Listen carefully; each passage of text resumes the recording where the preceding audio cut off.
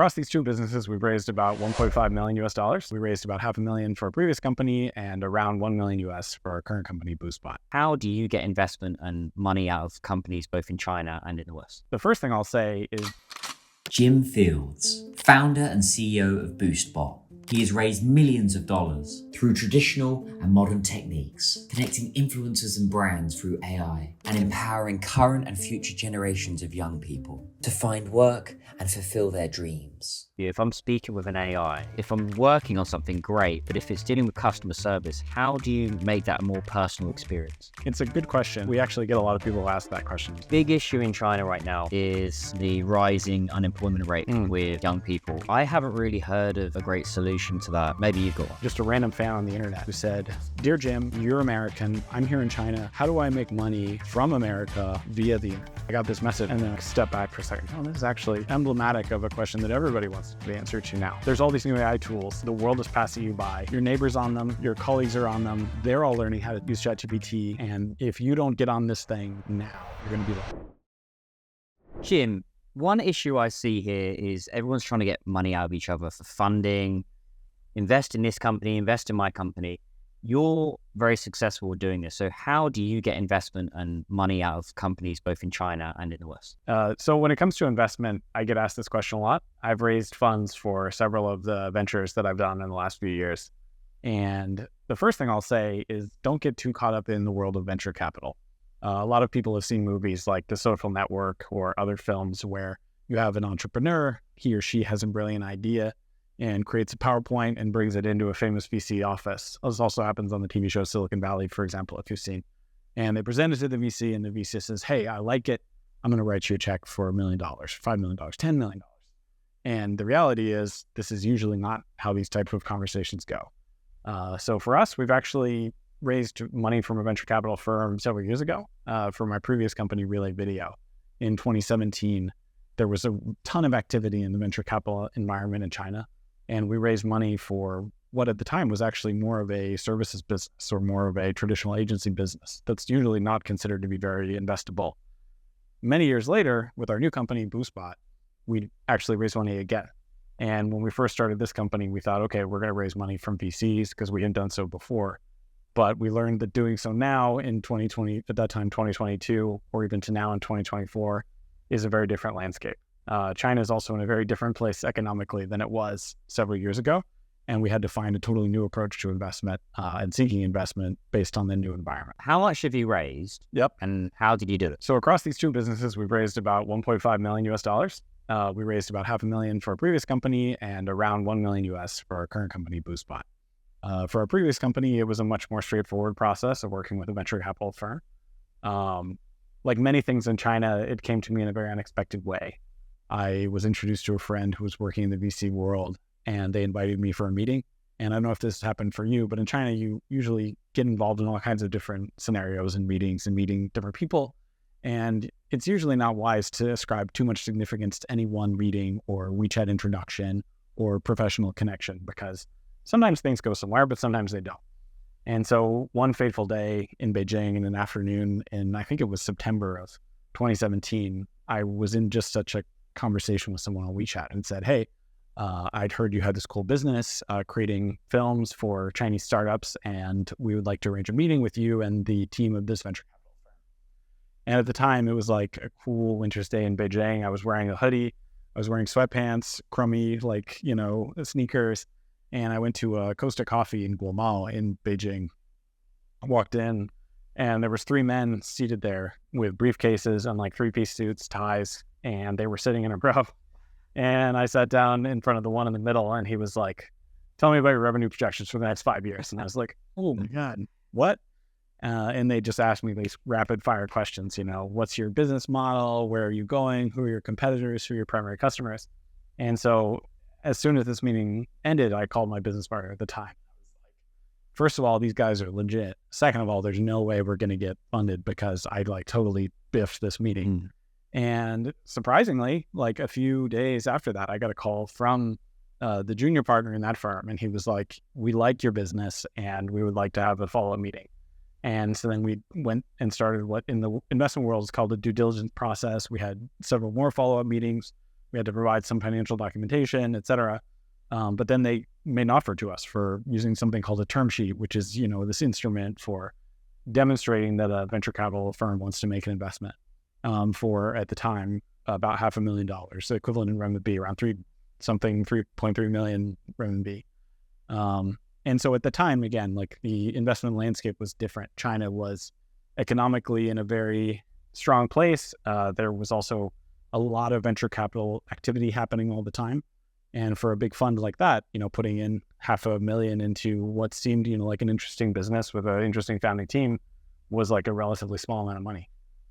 Fast forward to 2022, after we opened our new business, bear in mind, this is in the world of, COVID, in the world of a different economic environment, in the face of economic headwinds, we found ourselves needing to raise money again for our new company. And at that time, we went back and had conversations with several different VC firms, both in Southeast Asia, but also here in China. And across the board, the thing we kept hearing was the same, which was, we like the idea you had for the business, this new company, BoostBot, an influencer marketing AI startup, but people weren't really ready to commit and make investment. A lot of the feedback we got was like, well, hey, just get a little bit further along, have more customers, have more revenue, have more traction. Some of the VCs would even say, well, we would like to invest, but we would like it if you were actually a profitable business first, which begs the question of like, if I was a profitable business, why would I be asking for money? But in any case, what we learned after all these VC meetings was that at least in 2022, 2023, 2024, if you didn't go to one of the top universities, the Tsinghua, the Beida here in China, or the Harvard, Stanford, Yale overseas, it was going to be very difficult in the eyes of investors to seek investment if you're a very early stage business without a lot of customers. And so we got very frustrated, or I got very frustrated, and me and my current business partner, Sophia, we decided that we would kind of throw out the rule book for how these things should be done and make our own approach. And so what we did is we decided that we would crowdfund the company. So sort of in the way that there's crowdfunding platforms for traditional products like, if you've heard of Kickstarter or Indiegogo, these websites where if you have like a toaster that has Bluetooth or whatever gimmicky gadget or gizmo, we decided to take that philosophy and apply it to our company. And we said, okay, we're going to make a crowdfunding video about our technology startup. And so we did. And we put that actually on YouTube, which I think folks will actually be potentially watching this video. And we also put it on LinkedIn. We put it on a few Chinese social media networks and just broadly distributed it to anyone who would listen. And it worked. We got it on LinkedIn, we got it on YouTube, on Chinese social media. It was pulled off because the platforms deemed that it was sort of like what's called like a pig killing scheme, a shajukan, like a scam, Right. So sort of investment scam. Two Guangaos one a bit too out. Yeah, it was like they just thought it was like a dodgy investment product. That was like a pyramid scheme, but it isn't a pyramid. It really wasn't a pyramid scheme. Yeah. But anyway, long story short, we got about 60 individual people who saw this and wanted to have a conversation. And then of that, we narrowed down to about 20, 25 folks who were really interested in investing. And then so we, via this one piece of content, kind of strung together the angel investment we needed to get our business off the ground.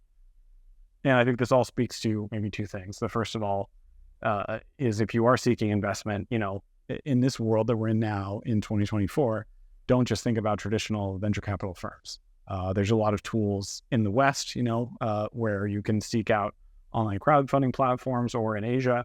And if you have a great idea, don't discount the importance of your personal network. You yourself, a KOL, or the folks who are watching today.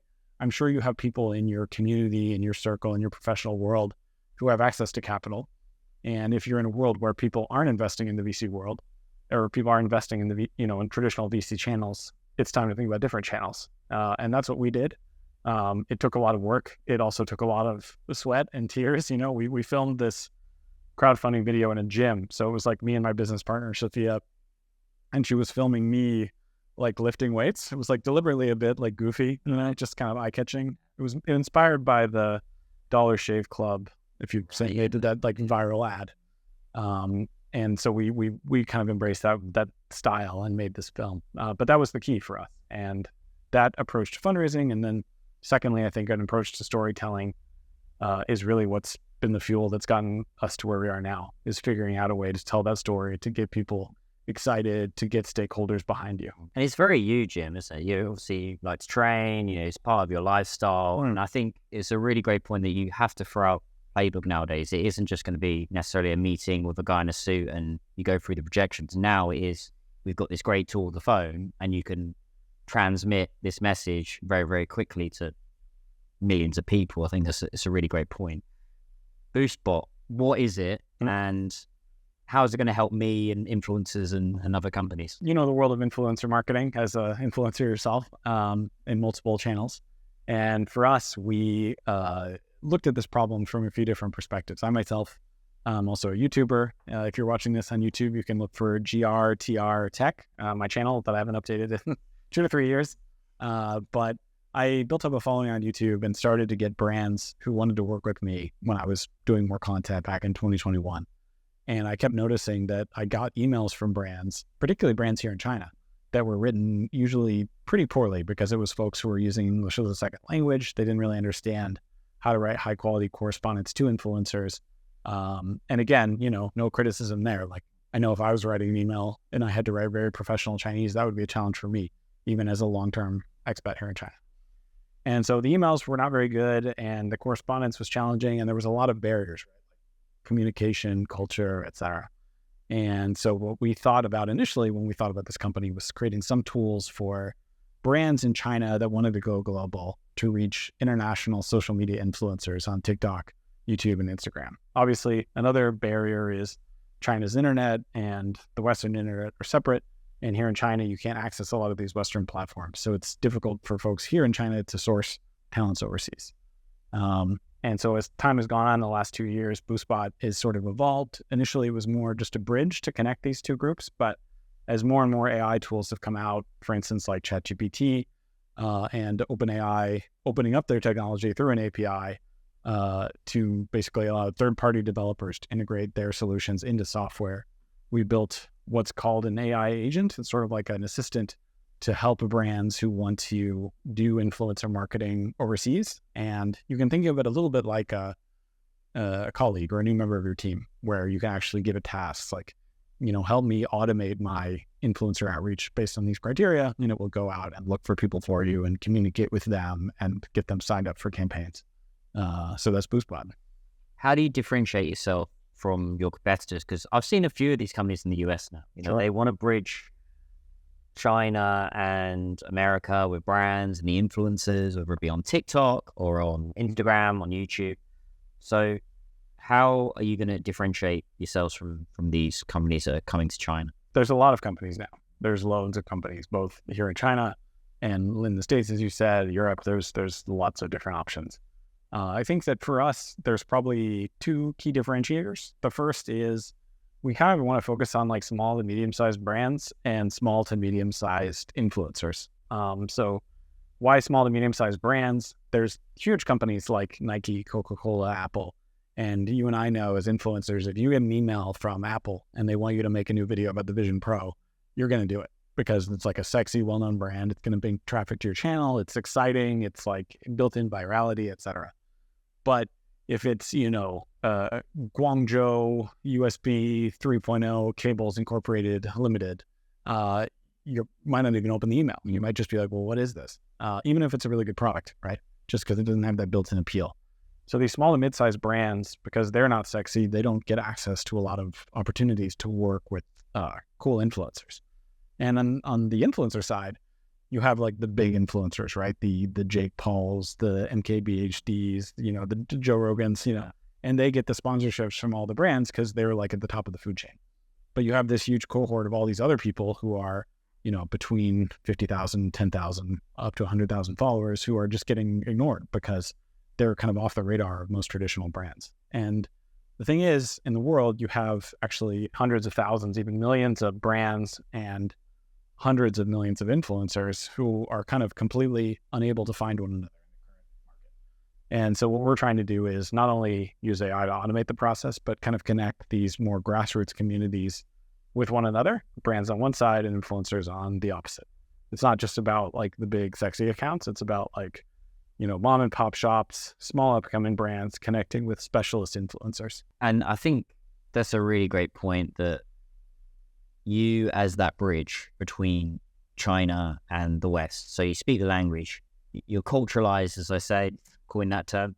You're that cultural bridge. I think that's where a lot of companies in the West are missing that. They're trying to tap into that Chinese market, but they don't have a you. And I think that's really what is the differentiator. I think using AI is one step ahead, but also having you as that trusted voice that's been there, done that, completely localized into the Chinese market. I think being that bridge is really, really key. And I think it's going to be successful. I think it's great to see that. As that AI agent, I'd be interested to know, how does that actually work? Because from my own personal view, if I'm speaking with an AI, if I'm working on something, great, but if it's dealing with customer service, how do you make that a more personal experience? It's a good question. And we actually get a lot of people who ask that question. Like, do influencers even want to be communicating with what's perceived to be an AI? But I think the thing to bear in mind is, often as an influencer, often you're getting emails that are not written by a human, or they are written by a human, but it's a mass email blast that's spit out to hundreds, if not thousands of people. And so one of the example of what BoostBot does is, for instance, if BoostBot was going to send you an email to recruit you for a specific campaign for a coffee cup company, it would actually be able to analyze your channel, and then it would also be able to pull like information about your channel and integrate it into the email that gets sent to you. So it might be able to say something like, "Hey, Daniel, I watched your most recent interview with, Will. We were just speaking about, and I loved it. I love your content," and give you a little bit more of a sense that you're special and unique, and that there's a little bit more acknowledgement of like who you are as a person. Unlike other brands, which usually are, just coming to you and saying, "Hey, it's this great coffee cup. It's got these amazing features. It can hold this many milliliters of water." It's not really a humanistic pitch to the influencer. Now, once we get the brand in the door and have that like connection created at the top of the funnel, then currently we still hand that next step over to the brand. So it kind of opens the door, it makes the introduction, and then gets out of the way. I think as time goes on and these tools get better, we're going to be able to figure out ways to do the next step in the conversation, which is like, okay, Daniel, if I want to work with you, like, how long does it take? What are your requirements? What deliverables do we need? There's a lot of these kind of piecemeal negotiation things that are very persnickety to figure out. That's stuff that I think we hope to figure out down the line. But to start, I think personalization can just really help get people in the door. I think you're doing more than most, because I've been doing this for 4 years now, and 99% of messages I'll get is, "Oh, I see how many fans you got. Let's do 合作, right? Let's do a partnership." This like, if you'd actually gone through my videos and said, "Oh, I see you did this video with this person, I'm going to connect with you," because you've actually taken the time. If the AI is able to solve that issue, that will not only smash the competition in the US, but also the Chinese companies. The Chinese companies, they're usually hiring quite cheap, and they're not getting someone that has that customer service, that training, that really looked at the channel. It's the same with me. If someone comes to me and says, "Look, I looked at your videos and I really loved that you did this, and I like what you said in this video," if the AI is able to solve that issue, that's a game changer. Absolutely. And for you also as a creator, if you're getting an email that's customized, you're probably also more willing to, give them a better deal, right? Because if it's just some random mass email, you're just going to give them the highest price in your media kit and say like, "Okay, here it is, $1,000, whatever." But if somebody who actually loves your channel, they might come to you and say like, "Hey, we've only got $200 or $500. But if they really love your channel, I mean, I know this myself as a creator. If someone really loves what I do and expresses that interest, I'm much more willing to at least have the conversation. Yeah. And that's kind of the idea we had. I think targeting the rising stars, I think that's quite key. So I say rising stars, 50,000 more doesn't necessarily mean a rising star. They're a little bit more established, but I think it's key to support that cohort of content creators, because they need, they can't always do the outreach themselves. So I think it's great that you're connecting with these companies. And on this part, I was speaking with my videographer before this about that personal outreach. It's better to, whether it be getting investment or connecting with a content creator, if you're able to say, "Hey, what I really like about you is this," rather than just shilling your service or product, it has a lot more impact. I think that's really great. Really exciting development that's happened, I'd say, in the last year is the outbound Chinese companies going abroad. Where are the opportunities there? So I think that the interesting thing that's happening for Chinese companies going out is we've had a tradition long before now of Chinese products being sold around the world, right? You've had lots of export from, companies that are doing manufacturing in China, but a lot of the branding, or at least the application of the branding, is done in other markets. So Apple's the classic example, right? Where it says like designed in Cupertino, California, but manufactured in China. And for a long time, that's been the paradigm. Things have been made here, but most of the money in the supply chain is done outside of China. And now in not 2024, but even in the last 10 years, there's been this paradigm shift where most of the interesting brands that are coming out and a lot of the new innovative technologies that are coming out are ones that start here in China, whether it's like DJI, the drone company, or, more recently TikTok and the algorithm that they've developed to give you this stream of like hyper addictive social media content, right? And so I think, first of all, like just this value system change where the supply chain and value is shifting backwards. And actually there's a lot more innovation happening here is the first big change. But the second big change that I would say is hyper specialization and a lot of Chinese brands moving into really, really niche markets. And so with our software, BoostBot, we offer the ability for brands, as we talked about, to reach to micro influencers that work in a lot of really, really specific verticals.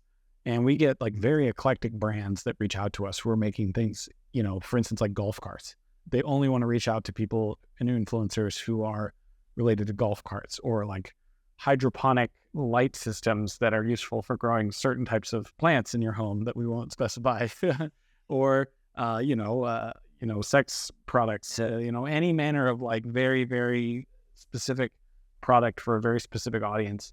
And the interesting thing is like a lot of the movers that are really getting into these spaces are all companies that are based in China. And so historically, the way that this wouldn't be really possible, because it was really hard for a company that was based in China to really understand these like hyper niche markets in the West and then figure out who they are and where they are and what the opportunity is and reach to them. But now you have like a lot more sophistication from Chinese brands who are able to get on social media or get on the internet or get on websites like Reddit and find these really passionate communities of people who have very specific needs for products and then market specifically to them. And so, our product is really useful because it can help you find influencers in these specific verticals. But I think as we go forward, we're going to start to see like more and more Chinese companies in very specific, like narrow verticals that are innovating and creating a lot of interesting branded products. Whereas in the past, it was just more about manufacturing. So Chinese companies localizing within real niche communities and becoming even more niche themselves with their products is a real interesting one. Big issue in China right now is the rising unemployment rate with young people. Yep. And I haven't really heard of a great solution to that. Maybe you've got one. For folks who are not here in China, there's been an idea that's existed for a long time in China, which is if you're seeking employment, the best possible outcome is you find something called a tiefangwan, right? Like an iron rice bowl, which is a metaphor for a job where you can eat and pay your bills for your whole life, right? And historically, that's been like government service or other types of big state-owned enterprise jobs or big company jobs where it's like you're there, you'd work there for 40 years, and then you retire. And the thing that's happening now is with a lot of companies making changes, downsizing, economic headwinds, there have been a lot of layoffs. And for the first time in my memory, I've been here for 15 years, you actually see a lot of unemployment among young people. And so in that context, it's pretty surprising because, for forever, basically in most people's memories, there's been so much opportunity and people could jump between jobs and there was so much to do, but actually now it's changing. And the interesting part is you have a lot of these young people who have lived overseas and then returned to China or been to prestigious universities or worked in very big companies, like really educated and skilled folks who don't have jobs. And what we're starting to notice is this set of people, they don't just want to sit around. There's sort of a term, tangping, you see online of lying flat, where the claim is that people don't really want to work. And that may be true for some, but actually what we're starting to see is there's a big cohort of people who do want to do new work, but they don't necessarily want to work in these old iron rice bowl jobs that existed 10 or 20 years ago. Recently, we made a video on Little Red Book about this sort of phenomenon. Not exactly. Basically, I had been making content about cross-border e-commerce for a long time. and I got a message from a guy, just a random fan on the internet, who said, "Dear Jim, you're American. I'm here in China. How do I make money from America via the internet?" And I got this message, and I was like, "This is stupid." And then I like stepped back for a second. Oh, this is actually emblematic of a question that everybody wants to know the answer to now, which is like, how do I do this? And so I just sort of put on my thinking cap, and I was like, oh, well, I'm going to make a video where I just break down like 8 different gig economy websites where you can make money online. And there's a lot, right? There's like eBay, WhatsApp, there's freelancing platforms like TaskRabbit or Upwork or Fiverr or, a variety of other websites. And I put this video online, and I post most of my videos at like 7 p.m. I didn't expect much to happen. I went to bed, right? And I woke up the next day and like blurrily looking at my phone. And it's like, I had so many notifications that it when you get past 999 notifications, it just turns into ... There's so many. Phone bike. It's like, what? And I clicked into it, and it was like this insane profusion of like thousands of messages from all these people. And they were like, oh my God, like there's all these websites where I can physically be sitting here in China, but I could be doing graphic design for like a small business in America. And that business will pay like, for instance, $50 per hour, which, for instance, in the States, if you want to hire a graphic designer who's good, that's a reasonable rate. But here in China, you take that $50, you bring it into renminbi, 7 to 1-ish, 350 renminbi per hour is a significant amount of money, especially if you do like 10 hours, 20 hours a week of provided services. And so you had this just huge set of folks who had been inundating us with messages like, how do I do this? And that was the first revelation. The second revelation was there's a man named Li Zhou, who is a Chinese entrepreneur who originally went to, I think it was either Tsinghua or Beida, one of the top Chinese universities. And he made a course about this topic of AI, specifically ChatGPT. So he was a guy who was educated and seemed quite smart. And he went on the Chinese equivalent of like a Coursera or Udemy website. And he made a course just teaching people how to use ChatGPT and posted this online. But he didn't just post the course.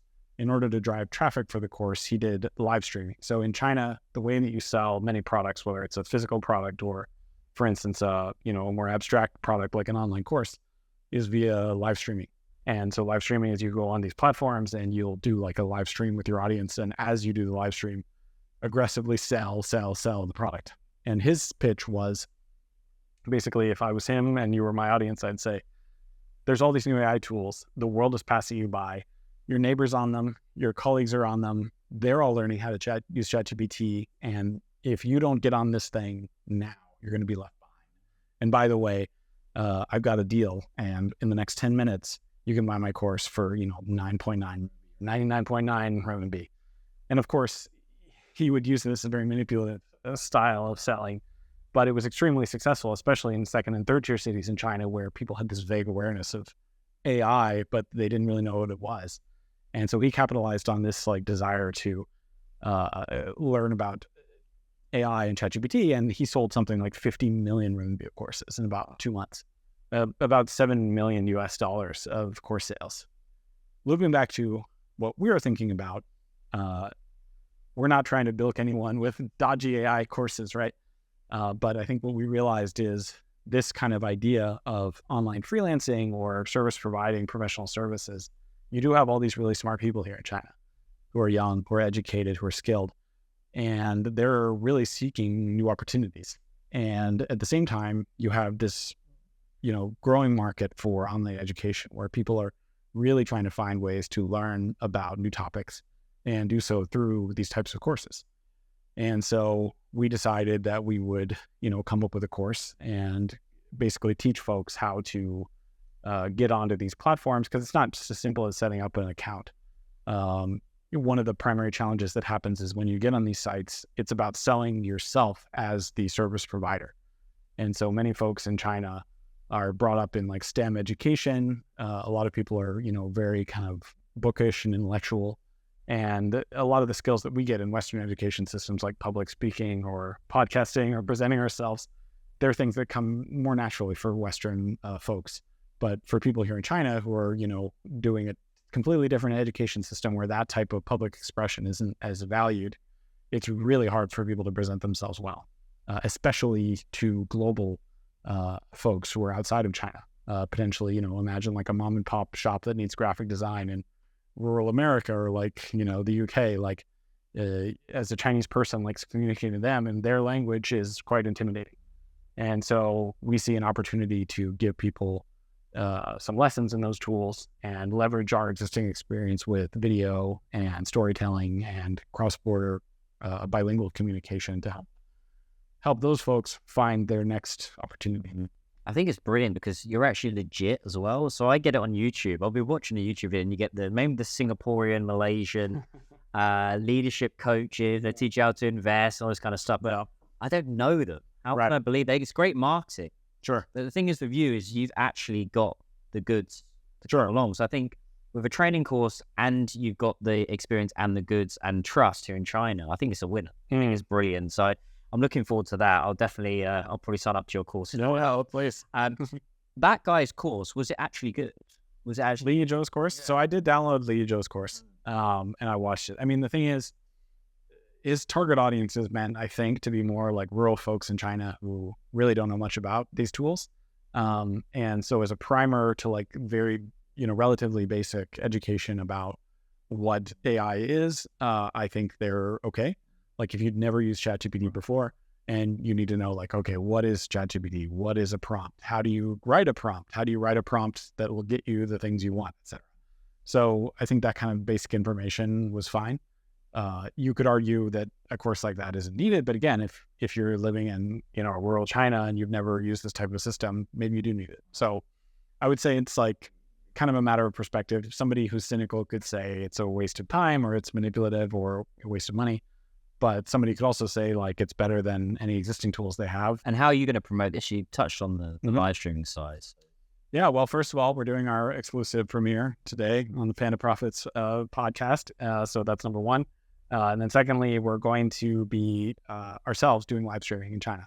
And so basically the live streaming platforms here are one of the best ways to get the word out and not just like hard sell the product, but actually you can use it as a two-way forum. So folks can ask questions. They could come on our live stream and say like, hey, I'm an architect. Are there opportunities for me to make money through these through these freelancing platforms? Or I have this skill, or I have X opportunity, or I have this professional credential, can I turn this into a job? Yes or no? And so I think what we're trying to do is not just treat it as like this hard sell approach, but kind of as an educational, fun way to add value. We're also considering like playing around with different formats because if you watch a lot of live streams, it's a little bit like an old circus game. I don't know if you guys have those in the UK, but like, spin the wheel or like those games where you like toss the little plastic loops and try to land them on an object. We've been getting some props, including actually like a spinning wheel that we're going to have in the background. And like, we're going to have some props and we're going to have like different guests. So I think you have to make it fun too. A lot of the live streams you see is usually just some like, a bedraggled dude in like his bedroom lit up by the screen of his laptop. And it's like, oh my God, we want to do something that feels like fun and engaging. And, hopefully that doesn't just feel like a really hardcore sales pitch. I think edutainment, that's the right word, isn't it? It's entertaining, but also you're going to learn something. And I think all these ingredients put together, I think it's going to fly. I'm really looking forward. I'll be watching it. Fingers crossed. So Jim, if people want to get in touch with you, where can they find you? Yeah, so if folks want to get in touch, feel free to check out below in the notes. We've got a link, I believe, to my LinkedIn and also on WeChat. Happy to answer any questions about live streaming, fundraising, AI, software development. We talked about a lot of stuff today. And before we go, I also want to say thank you so much, Daniel, for having us on. I've been a fan of the podcast. For those of you who don't know, Daniel is also a very successful person on Chinese social media who's been very inspiring to me and others. And I also want to tell you guys that although this is just an up-and-coming podcast, he's got like millions of followers across many channels. So you guys are very lucky to be getting in on the ground floor of this rocket ship.